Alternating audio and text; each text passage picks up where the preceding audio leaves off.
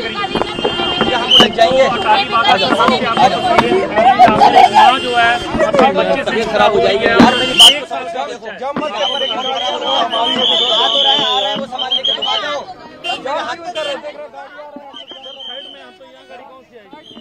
Side में ही तो है, हम गाड़ी और आगे बढ़ करो।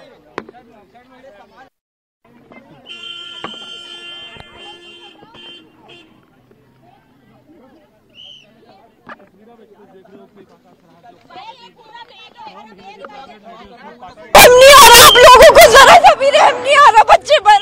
वो कैसे रहेगा अपनी माँ के बिना बच्चा?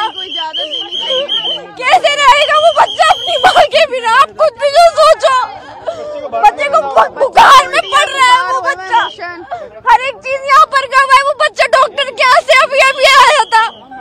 इतने भी बेरहम मत बनो, बहुत गलत कर रहे हो। वो माँ कैसे रहेगी? उसकी कंडीशन देखो आप लोग, मर जाएगी यार वो माँ। 10 महीने प्रेग्नेंट है, उसका टाइम हो गया ओवर। वो मेरी देवरानी भी है, मेरी भावज भी है। कहाँ के रहने वाले थे वो?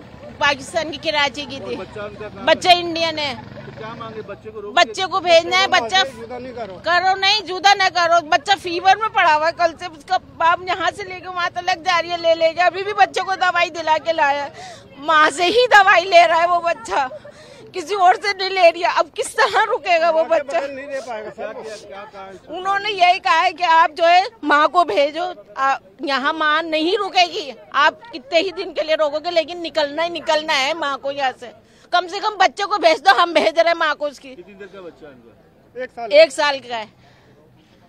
बहुत परेशान कर इसके पास है, हमारी गोद में यूं आ रही है, यूं माँ के पास जा रही है वो बच्चा। वो ठीक भी नहीं है, प्रेग्नेंट है वो।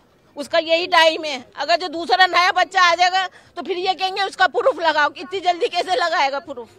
फिर कह देंगे जो हमने तो जब कहा था आप जब जा सकती थी। तो सरकार को क्या कहने कि बच्चे को भी साथ देना चाहिए, साथ देना चाहिए। सरकार ये देखे कि हाँ भाई माँ रहम करे बच्चों पे भी और माँ पे भी, कि हाँ भाई कोई कसूर नहीं है बच्चों का, माँ का कोई कसूर नहीं है। इनको क्यों सजा मिल रही है? क्यों सजा मिल रही है इसकी? हम सरकार को ये नहीं बुरा नहीं कह रहे, सरकार समझे, माँ को भी समझे, बच्चे को भी समझे। हम भेजने के लिए तैयार है, माँ जाने के लिए तैयार है।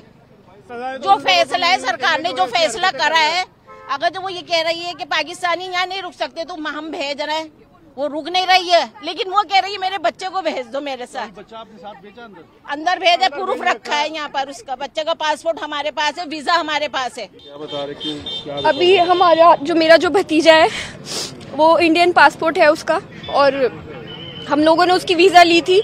तो अभी हमसे यहाँ पर ये बोला गया कि 29 और 30 तारीख को यहाँ से निकाल दिया गया था बच्चों को भी माओ के साथ, लेकिन अब ये बिल्कुल बैन है। अब बच्चा नहीं जाएगा बिल्कुल। कितने साल का बच्चा? 1 साल का बच्चा है और वो 10 महीने प्रेग्नेंट है। उनका लास्ट टाइम चल रहा है बिल्कुल। तो क्या कह रही है? मना कर दिया जाने के लिए कि वो जा नहीं सकता यहाँ से, आप जा सकते हो। और अगर वो उसको हम नहीं भेजेंगे तो कोई ना कोई एक्शन उसके खिलाफ ले लिया जाएगा, मेरी भाभी के खिलाफ। तो इस वजह से, इस डर से भैया ने उनको वहाँ भेज दिया और बच्चे को रोक लिया। बच्चा कैसे रहेगा अपनी माँ के बिना? उस बच्चे की तबीयत खराब है, उसको बुखार हो रहा है कब से। सर मेरी आप लोगों से यही अपील है कि प्लीज प्लीज आप लोग इस तरह से माओ को बच्चों से अलग मत करो। यहाँ बहुत सारी लेडीज हैं जो जिनके बच्चे वहाँ आए या वो खुद यहाँ आए, उनके बच्चे यहाँ फंस गए।